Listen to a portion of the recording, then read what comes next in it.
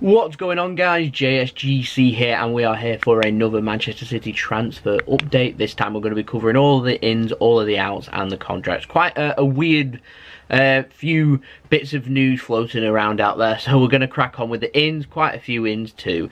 Now, Dan James of Swansea City, if you remember him, played against Manchester City, and coincidentally after his good performance in the FA Cup against us, Man City were linked with him. However, Sky Sports were reporting that the 21-year-old was actually going to be set for Manchester United. They were talking £15 million, and their sources were saying that that deal was close. I was wondering where that left the Jadon Sancho deal for Manchester United. Of course, City have got a sell-on fee and also a choice of first dibs on Jadon Sancho, so I don't know whether that's put that into doubt or not. But Simon Stones of BBC, who is reliable, he was saying that actually Manchester United aren't close to signing Dan James. In fact, there's still quite a bit of interest from plenty of clubs out there, and nothing is signed and sealed with him joining Manchester United, and that deal certainly isn't close to being done.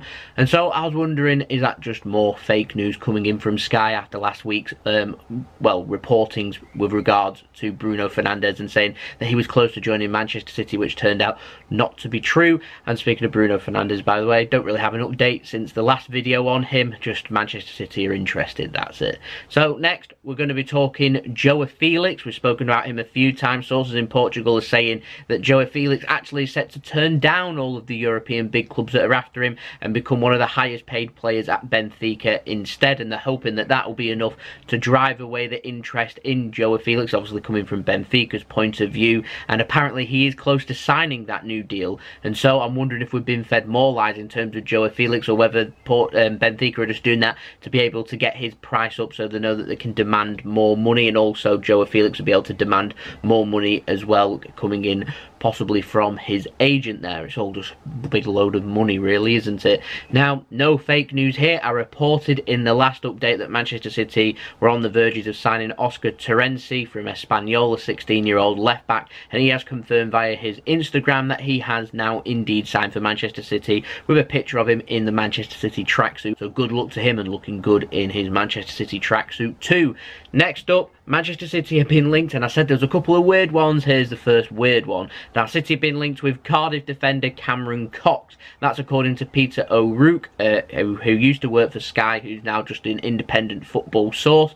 He's saying that Manchester City are looking to sign him. He's going to be out of contract this summer, and so I'm wondering if he's going to be set for our academy. 20 years old, can't break into the Cardiff team, surely not good enough for Manchester City. And so is he going to go to our academy? Is he going to be loaned out for a couple of years and City going to see what he's capable of? I do not know, but signing a 20-year-old young player, even though he is young, sounds a little bit old. Normally when you're signing 20-year-old players, they're going to be the next big prospect, the next big thing, and they're going to go in and around your squad, like we did when we signed other young players like Leroy Sane, like Gabriel Jesus. However, this guy can't even get into the Cardiff side, and so I'm just wondering if he actually is the quality that Man City are looking for. The answer to that, truthfully, in my opinion, is no, and so I'm wondering why we want to sign him. Is that fact? Is it not? I do not know, and I couldn't make sense of the transfer, if I'm honest. Now, quite interesting this one. It's been reported that Manchester City, of course, want 3 players this summer, and apparently that is 4 players should Ilkay Gundogan leave Manchester City. Now, City want apparently a defensive midfielder who comes in the form of probably Rodri, who's going to be our top target. We're also after a centre-back. Manchester City's main target for centre-back is going to be Matthijs de Ligt. However, City feel like he is set for Barcelona, and Manchester City do not want to compete with Barcelona financially, because they know that the price will then end up increasing, and probably by quite a lot too, and City don't want to get involved in a bidding war. In terms of going for Rodri, City know they've got competition. I'm hearing Bayern Munich and Barcelona are also linked, and so there is a release clause, and should Man City meet that release clause, Atletico Madrid won't accept anything other than the release clause. If City meet the release clause, then they'll be able to talk with the player, and then there isn't as so much competition, because the price can't be hiked up, because obviously there's a release clause which I think is around somewhere between 50 and 60 million pounds. Aouar of Lyon is also another option at defensive midfielder for Manchester City, and City are believed to be looking at an attacker to the other third and final player. City do want Joao Felix. However, City are also having a good look at Luka Jovic of Frankfurt, who plays for Benfica, who will sign for Frankfurt in the summer, and Frankfurt may well look to profit big on Luka Jovic, and so it'll be interesting. Real Madrid linked with Luka Jovic too, so I find it interesting. I do find if City are after these three players, where it leaves the future of some of our players. I presume if we're after a centre-back, that does mean that Nicolas Otamendi will be leaving Manchester City. I've not heard anything about a left-back or a right-back on there, so does that mean Danilo's staying? I do not know. It's also been reported that City will be splashing out around £200 million this summer. Of course, City have got the money in the bank already, because they only spent 60 million or around 60 million pounds last summer, when City did want to spend around 110, 120 million, so they've got an extra 60 million to play with, and so that means City can spend big, and the rumours are to be believed that we're set to get in a transfer ban, and this could well be a huge summer for Manchester City through setting themselves up a squad for the next 2 seasons, you would think. Now, David Ornstein from BBC, quite reliable with Arsenal news. Not too sure how reliable he is with other news, but he's been reporting that Rodri is Manchester City's top target, as we've already confirmed with defensive midfielder. But found this quite interesting. City are also mulling over rivaling Manchester United for Crystal Palace right-back Aaron Wan-Bissaka. And so I'm struggling. Is it 3? Is it 4? Is it 5 players what Manchester City are after? There's just so many positions that City are getting linked with. It's hard to keep up. It really is. I'm trying my best here. But should we go for Aaron Wan-Bissaka, then that's probably going to be an expensive transfer. You're looking at a player that's probably going to play back up to Kyle Walker, costing around £50 million. Of course, in the last update, Manchester City were linked with Strasbourg right-back Kenny Lala, who was available for £12 million. That transfer, in my opinion, would make more sense than what Aaron Wan-Bissaka would. Aaron Wan-Bissaka, of course, being a wonderful player, perhaps City's name being linked to try and push the price up for Manchester United, because Man United are seriously looking at Aaron Wan-Bissaka, whereas City are just interested. Now, the last bit for the ins, and it's another line that's come from David Ornstein of BBC. He said that Manchester City want Charlton 22-year-old midfielder Joe Aribo. He'd be a squad player apparently, and so it's made me question this transfer. This is the second weird transfer. I highly doubt this transfer would happen. I don't see what City had gained from signing a midfielder that's 22 years old. He isn't 17 or 18. He's 22 years old. He's going through near enough his pinnacle of his career. He's in peak physical shape, and he's playing for Charlton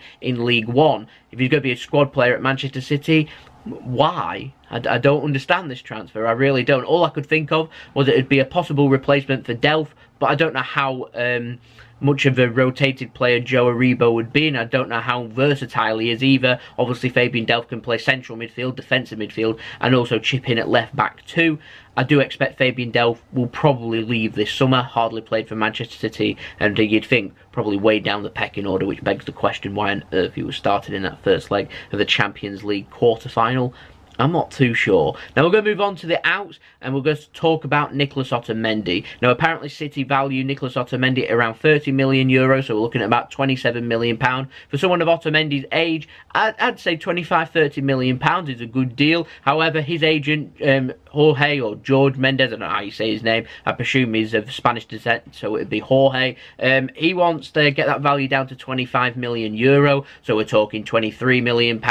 Apparently Atletico Madrid are interested, and Atletico Madrid, if they do want Nicolas Otamendi, see it as a good gateway in negotiating a deal for Rodri to go the opposite way to Manchester City. And sources in Argentina have said that Otamendi's agent, he is working on the deal to have his client Otamendi go to Spain to sign in Madrid for Atleti. And so it'd be interesting, and it is one of those transfers that I think is very plausible. Now, this latest news with regards to Leroy Sane has come via Duncan Cass. I was reading a few reports on him, and apparently he's been quite spot on recently with his transfer news, which surprises me. But apparently he's been linked with a move to Bayern Munich, which I can believe. I can believe Leroy Sane taking out interest from Bayern Munich. He's a German player. Bayern Munich like signing German players. Bayern Munich are trying to get the overall age of their squad right down. So signing a young player like Leroy Sane, a German player, a homegrown player to them, would make sense to them. And I think he'd be an outstanding player for Bayern Munich. My only concern, and this is why I don't think this transfer will happen, or why this information is very reliable, they were saying that Bayern Munich are trying to negotiate a contract with Leroy Sane, but to do that they need to agree a fee first, and I think the fee for Leroy Sane, should City want to sell, would be incredibly high, and I'm not too sure if Bayern Munich could probably afford to sign Leroy Sane. And so I'm going to leave a question for you to answer in the comments. What would you value Leroy Sane at? If Manchester City wanted to sell, what would you accept for Leroy Sane? I'll let you debate that in the comments below. Now we'll move on to the contract news real quickly. Goal have been reporting that Ilkay Gundogan wants to open up contract talks with Manchester City again after the FA Cup final. I'm just wondering now, does that mean he wants to stay at Manchester City? Does he believe he's going to get enough game time? I do not know. What I do know is that Manchester City want a defensive midfielder, and I don't think we'll sign a central midfielder should Ilkay Gundogan commit to Manchester City. It was being reported by, I think it was David Ornstein again. He was saying that Ilkay Gundogan wants to stay at Manchester City. Whether he signs a new deal or not remains to be seen, but he wants to see out his contract at Manchester City, so he wants to stay for at least another season. And what I know from City's end is that Man City, if Ilkay Gundogan doesn't sign his new deal, then they do want to be able to make some money on him, sell him. And so it's rather confusing. You're getting mixed messages from one source and mixed messages from another. What I do know is a contract offers are there for Ilkay Gundogan to sign. A contract offer is also there for Vincent Kompany to sign, both of whom haven't signed as of yet. Please, boys, I'd love to Gundogan and Kompany to stay, sign on the dotted line, and let's secure their future, and then we can go from there. So that's the early business that I expect City will try and get some clarification on. We might even have some clarification by the time we do a transfer update at some point next week after the FA Cup. So I'll be the first to bring it to you. So make sure if you're interested, you stay tuned, press the red button, subscribe, press the bell and put your push notifications on. We're making some healthy gains in numbers. We're aiming for 3,000 subscribers. At this moment in time of recording, we're marching on to 2,800 nearly, so it would be great to be able to hit that at some point there, well, by the weekend. So any help towards that would be much appreciated. If you enjoyed this video, leave a thumbs up so I know you enjoyed this video. If you want to go check out my social media links and stay up to date with Manchester City news and transfer news, follow my Twitter at JSGC171, link in description and popping up on screen too if you want to go and follow me. Go and check out my Instagram if you're interested too, at JSidlow. And that's it basically. I'll be back again with a reaction to Manchester City winning the Premier League. That'll be up tomorrow. We've got the preview and analysis for the big FA Cup final coming up Friday and Saturday, and then we're going to be having some more videos coming out into next week, including more transfer videos. And remember, when the transfer window does open, we'll be having daily transfer updates with Manchester City, so if you're interested, please do subscribe, and I'll see you all again for the next video. So it's been JSGC. I hope you all have a wonderful rest of your day. Peace.